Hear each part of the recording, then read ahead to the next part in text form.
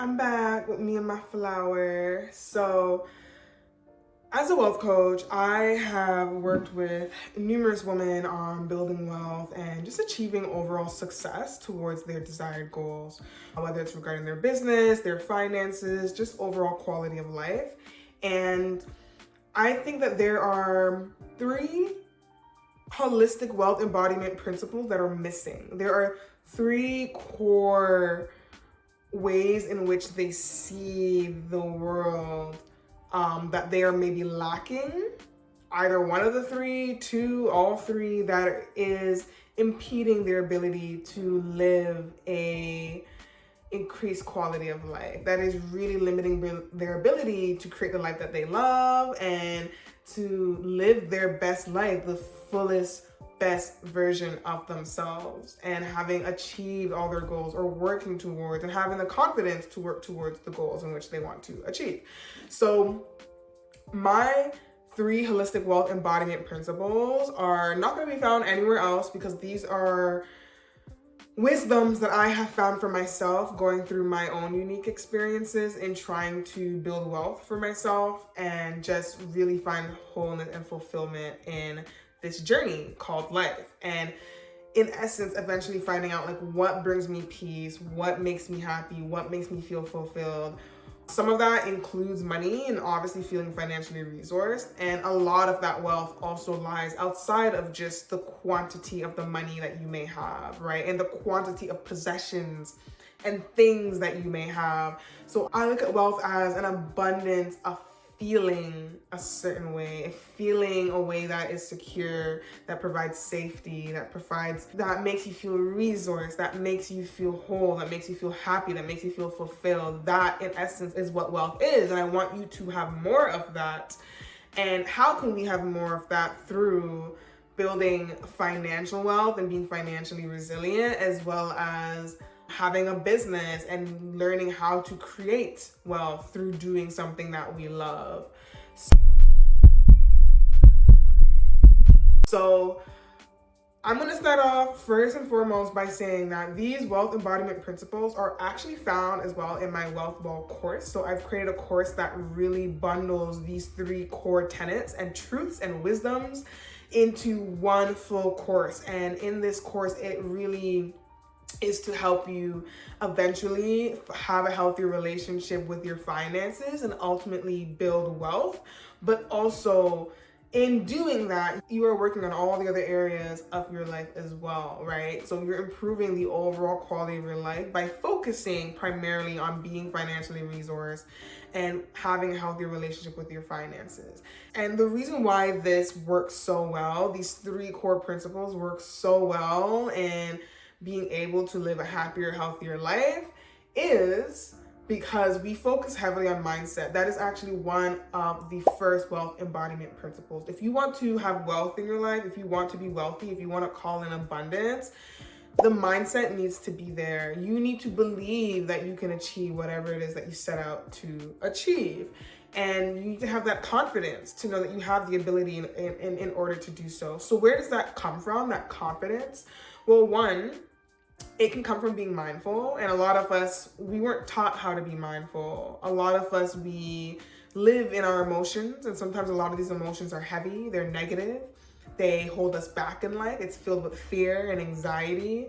And so the more you work on living a life where you feel happier and working on embodying the mindset of those who are happier and what they do to be happier, your life will overall improve too, right? And I think mindfulness is a clear way of being able to do that. To me, mindfulness is being in the present moment, not worrying about the past, because the past is full of shame and guilt, the what ifs, the regrets.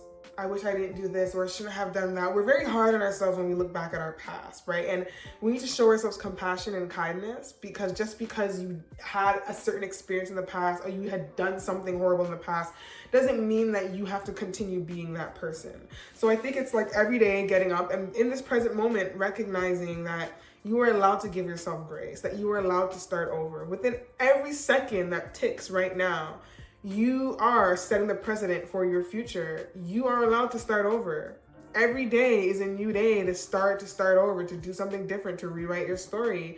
So how are you going to choose to do that? And when we focus on the present moment, when we're not focusing on our past and things that we can't change, when we're not focusing on the future and things that are out of our control, I want to say that's a big one for me. Like, I've really struggled my whole life with not attaching myself to success and future success. And because of that, I've always had to feel like I'm in control.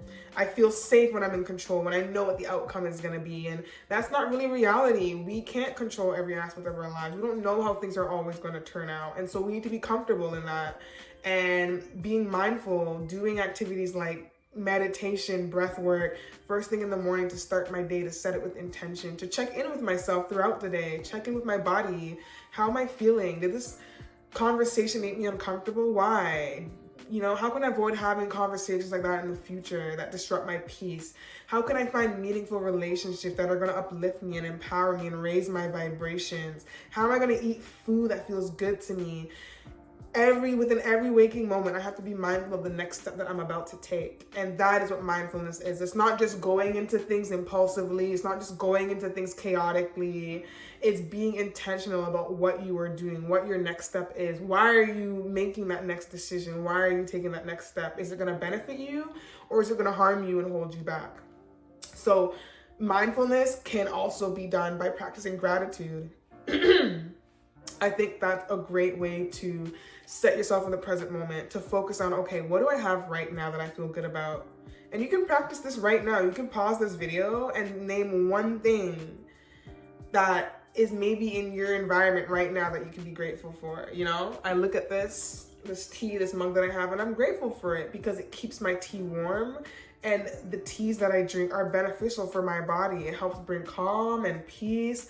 It improves my mental health because a lot of the teas and herbs that I'm drinking is to help alleviate stress and to bring peace. And so I wouldn't be able to keep my tea warm with me for most of the day if it wasn't for this thermos. So, and you know, being able to afford this thermos, you know, it's like really like, there are so many things I can be grateful for just through focusing on this one object and this one item. This flower, same thing too. You know, this flower represents beauty. It reminds me of the courage that I have today to show up and record this video, the things that I love about myself, the things that I'm pouring out into this world, just like how flower pours out beauty into this world. I want to do the same thing, right? I want you to see the beauty that is your life and what can come of it when you live it to its full potential. So these are all great reminders. You can find them in your environment, especially when things are hard, when times are hard, when you feel like things aren't going exactly the way you want it. It's so important to focus on the things that are working for you and happening for you, and shifting your perception about life. It's so easy to think about what's not working, the lack mindset, the scarcity mindset, not having enough. When we focus on what we don't have enough of, that can really derail our progress. That can really push us into, you know, being depressed and being more anxious and causing more hardship on our emotional, mental, and physical health than really it needs to. And it just starts with how you think about things, how you decide to think about a situation, to reframe it. Then it kind of also leads us into positive self-image and belief sets, because if you tend to have more of a limiting mindset, negative mindset, there's probably some beliefs that are behind that. There are probably beliefs that are driving the way that you make decisions and think about the way that you're able to live your life. So if you have a limiting belief that being wealthy is hard, and being wealthy, you know, having a lot of money, people that have a lot of money are evil. When you have a lot of money, you lose a lot of things. You're gonna lose a lot of friends. People aren't gonna like you. They're gonna think you're snobby. You're not gonna be a good person. All these limiting beliefs that you may have around your finances. I'm not good at money because my parents weren't good at money. I didn't come from wealth, so I can never have wealth. We really need to check those limiting beliefs and send them out the door, because if you feel that way, there's no way that you're going to be able to call in money into your life. So you need to heal your relationship with money. You need to get to a place where you respect money so that money can respect you back. You need to get to a place to realize that just because some people misuse and abuse money in their lives, that doesn't mean that you have to do the same thing too. You are a totally different person with totally different intentions and interests, and To be honest, there's always going to be people out there that are horrible people that are going to do horrible things with money. That doesn't excuse or justify why you should not have money. You are not that person, right? Hopefully not. And you know, there are great examples of people that have lots of money, lots of extreme wealth that are doing great things for this world, right? So I think it's also finding examples of that in our real life. I think expanders, Lacey Phillips, she talks about, she uses this word expanders, and expanders are people, they're almost like role models, people that embody the person that you want to be, that maybe look like you know, to make it relatable, because I could want to be like Ellen, but like, it's kind of hard for me to like relate to Ellen because I don't look like her. We maybe don't have a similar background or experience, but Oprah really empowers me because I see a Black woman that has gone through a lot of hardships, who is probably one of the richest Black women in the world. And she does a lot of good with the wealth that she has. She tries her best, and she's empowering. She empowers people to live a spiritually full and enriched life, and I appreciate that about her. She asks questions, she leads with curiosity. You know, her whole reason to fame was through leading with curiosity, interviewing other people on their lives or their area of expertise in order to learn more about herself and to help other people do the same. So I love that about her, and like I see myself in a similar position to her, you know, being someone who is a coach, who asks the necessary questions, who wants to help other people become better versions of themselves. She is a great expander for me, and she has removed a lot of the limiting beliefs as to what I think can or can't be done. There's no excuses, right? Oprah was raped at a young age. I'm pretty sure, did not come from a wealthy family, and she was able to create what she did for herself. And I'm not saying that everyone is going to be able to be an Oprah, but it doesn't hurt to try, and it obviously doesn't hurt to have a optimistic mindset. So, you know, finding ways to find people in your life that can reflect a positive self-image on you, but also do that work to peel back the layers. Who taught you that you couldn't be an Oprah? Who told you that you couldn't have a certain amount of wealth? Who told you that you weren't smart enough? Who told you that you weren't pretty enough? Who told you? Was it society? Was it your parents? You know, like we need to uncover that, and we need to understand that society is sick. Society is ill. Society, no one person will find happiness by replicating someone else's version of success and happiness. You need to figure out what that looks like for yourself, right? And not comparing yourself to other people.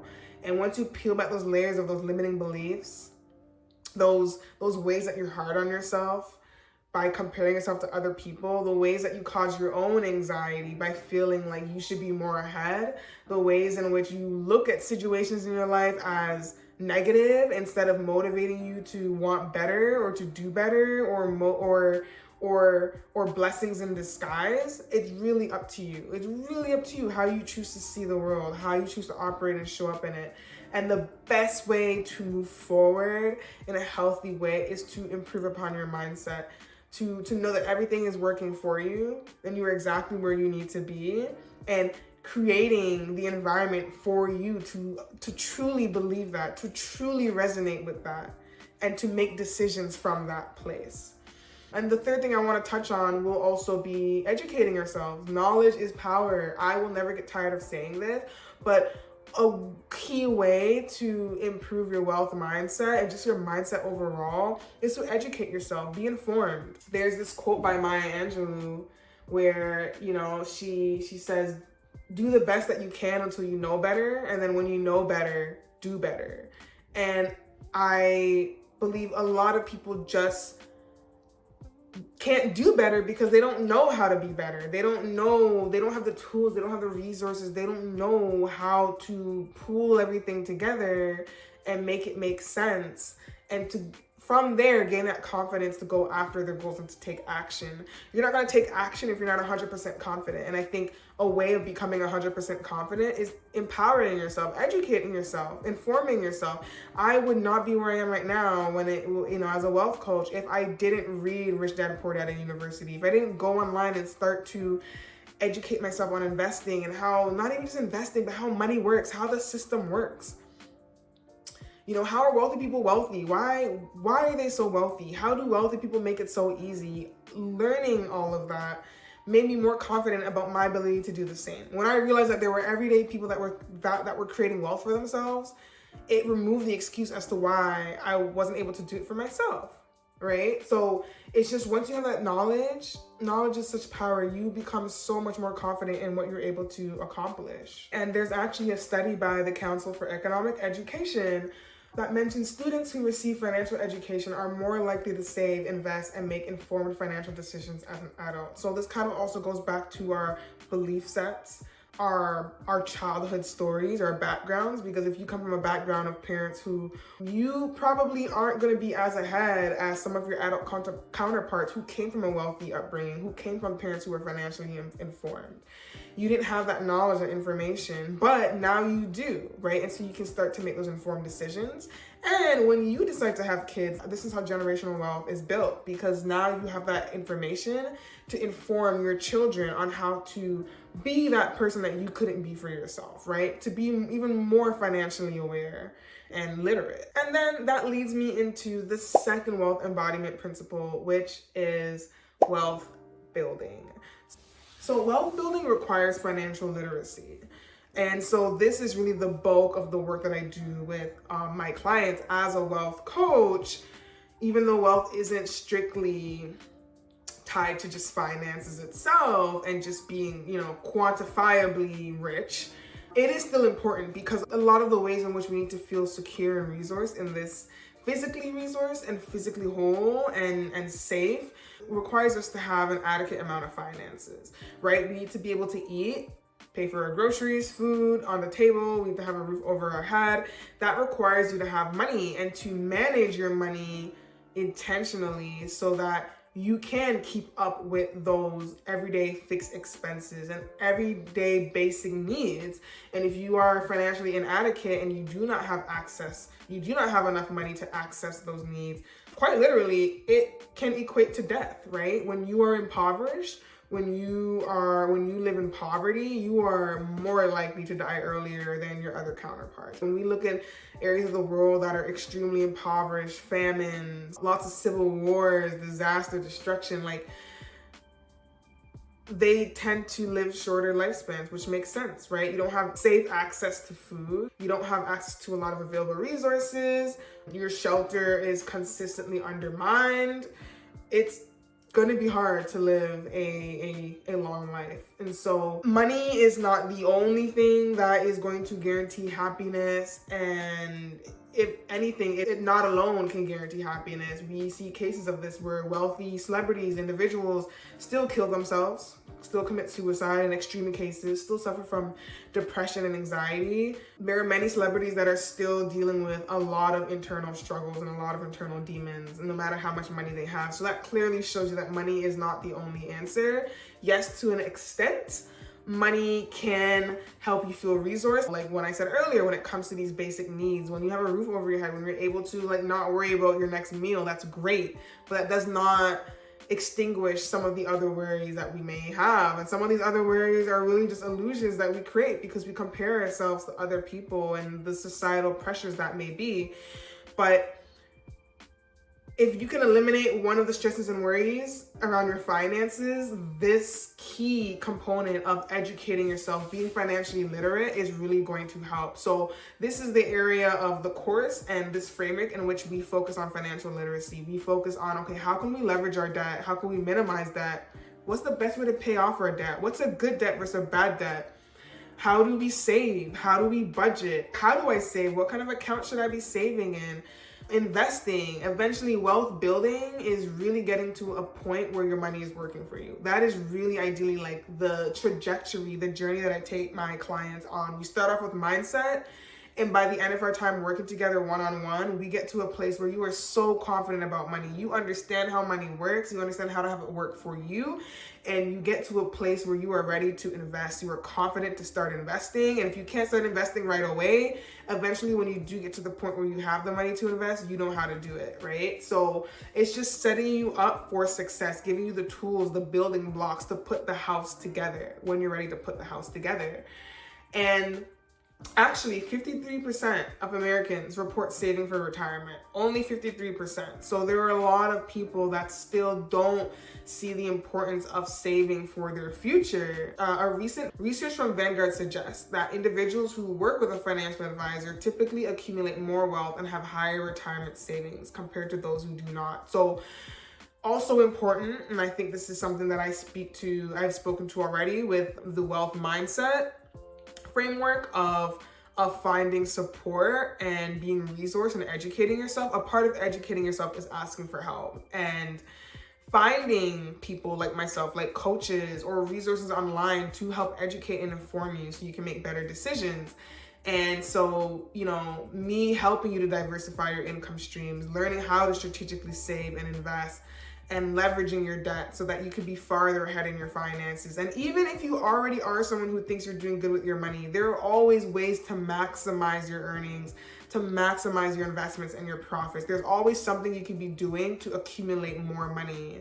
So even if you're someone that's like, okay, well, like I'm saving pretty good, but maybe you could be putting your money into specific types of savings. Maybe you don't know that you could be putting your money in a high interest savings account. Maybe there are other investments you want to get into, but you're just not confident about them just yet. Maybe you don't have the time to research and the convenience to manage these different investments. So getting outside help and an outside perspective on how you can branch out and build wealth through so many different means and streams is going to be equally as helpful.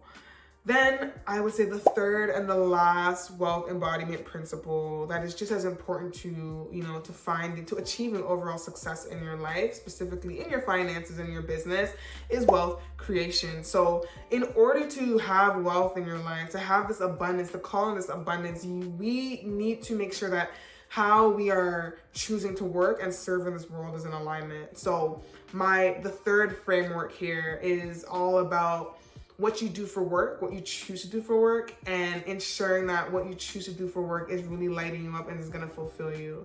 This is where I help you to find that job that is really going to, maybe it's not making you the most amount of money, but we can find ways to increase your income through other avenues, right? That could be through a side hustle. It can be, through other passion projects. Primarily, we want to distinguish between what you're good at and what you love to do. So not everyone is going to find a job or a career in what they love to do, but you can definitely find a job and a career in what you're good at and make lots of money off of that. Doesn't matter if you're a 9-to-5 or you have a business. The pro to having a business is that your income is uncapped. You have limitless possibilities as to how much money you can make.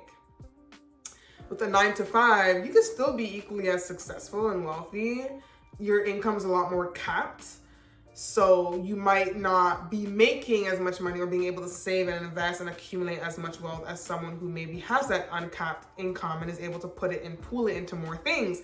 But it doesn't mean that you can't work toward that millionaire retirement, right? That $1 million retirement and more. So don't feel like, well, because I have a 9-to-5, creating wealth is not attainable to me or accessible. It definitely is. And passion projects, I think it's really important to build wealth isn't just about, like I said, having the money in your bank account, but it's living a fulfilled life, being happy in all the areas of your life. And I think one way to be happy is to also ensure that you are not completely tying your self-worth to your career. We also need to find things outside of our work that lights us up and brings us joy. Some people, it's a combination of the two, and that's totally fine. That kind of becomes a side hustle and doing something that you really love and, as a passion project. But your passion project can just be that, just a passion project. It doesn't have to turn into another income stream. And I actually highly suggest that you do find things that you do that you love to do that is not just about making money. And so that is the wealth creation piece. How are you choosing to serve in this world and show up with purpose? And not just doing a job that is just making a lot of money, because that's also going to burn you out. There are so many examples of people who are just, hopping on all these trends, drop shipping, all these like fast money trends. But at the end of the day, like do you actually like doing it? Are you just doing it for the money, or are you doing it because this is something that you're really passionate about? You love creating this in this type of way.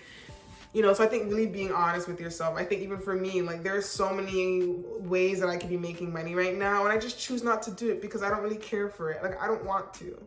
You know, I want to make money off of empowering other people to be a better version of themselves, to be more than just their potential, to see their potential and to see their strengths and really curate a life that they love. And that's what feels good to me, and that's what I want to put all my time and energy into, right? So I think when you're clear as to what you want to do and how you want to serve, the way that you make your money, like I said, it's not just about the quantity, it's the quality in which you make your money too. And I want people to feel really good about the way that they're making their money. You know, you can choose to be a drug dealer and make lots of money, or you can choose to do something more empowering that's really going to change the world for the better. So it's really up to you and how you see it. And I'm not totally, you know, shaming, you know, whatever career you choose, because that's just my opinion. If you think being a drug dealer is a great thing to be and to do, then by all means. I mean, you are helping people get the drugs that they need on hand, but you know, some people may see it differently. But my point being is that whatever you choose to do should be creating less harm in the world and creating more help, if that makes sense. You know, really empowering people to be better, to improve the situations in people's lives versus hampering them or creating more discord and chaos. And you know, of course, it's always going to be a thing. People are always going to choose fast money over, you know, maybe the quality of how they want to live. But when we're talking about building wealth for the long term, it's going to be way more meaningful if you are doing it through creating something with purpose. So wealth creation is the third wealth embodiment principle that we need to be mindful of. How are we creating wealth? How are you choosing to create wealth? Why? How is it not just only uplifting to you, but how is it uplifting others and the planet and the communities? A sustainable business, right? Which is something that people don't talk about. We just create things for the sake of creating things selfishly, but how can we make sure that we are creating things with a purpose in this world? So if you are able to take these three embodiment principles and put them together, it doesn't matter what order you start working on things first. Maybe it's like, I just need to find a better job. Maybe it's like, I know my mindset's not the best, but I'm just gonna start educating myself. I'm just gonna, start listening to a podcast or reading a book. I'm gonna go for more walks. I'm gonna do more self-care practices. I'm gonna work on my mindset. I'm gonna work on my traumas and limiting beliefs and go to therapy to get my mindset right. Whatever it is, it doesn't matter what order you start in, but eventually you wanna get to a place where it's very balanced. These three tenets are being fully embodied and being worked on every day. I heard this saying the other day about doing this work on yourself, the tools, the everyday little self-care practices. It's medicine and you need to do it every day. Even for me as a wealth coach, I constantly have to be educating myself on money in the world and what's happening, watching the news. That's my medicine in order to help you, right? I need to be informed, and it's not something where I can run away for 20 years and come back and have all these insights. I need to be participating in the world as well, to gain information, to understand what's happening. And so the same thing for you. Every day you need to take your medicine, whatever that may be, and your medicine in each of these areas so that you can fully embody wealth and abundance and attract all it is that you want into your life. So I hope this video was helpful. If you did find it helpful, please like and subscribe. And if you want to work with me in this capacity and really working on embodying these wealth principles, these three wealth principles, please check out my Wealth Wall course. And of course, there are also other opportunities to work with me one-on-one for that added accountability. Everything is in the description below. Stay tuned for the next video. Please comment as well if you found this to be helpful. What are some of the embodiment principles I spoke about today that you feel like there's a gap that you feel like you could be working on? Maybe it's your mindset, maybe it's just financial literacy and taking action on that. Maybe it's literally just reevaluating your purpose in life and why you were here and how you want to serve, and maybe shifting jobs and a career into something that's much more meaningful, and maybe a business, starting a business you've always wanted to start. Whatever that may be, it's time to really reassess your life and where you are and where you want to be, and which one of these wealth embodiment principles are lacking in your way of getting there. Bye guys, see you in the next video.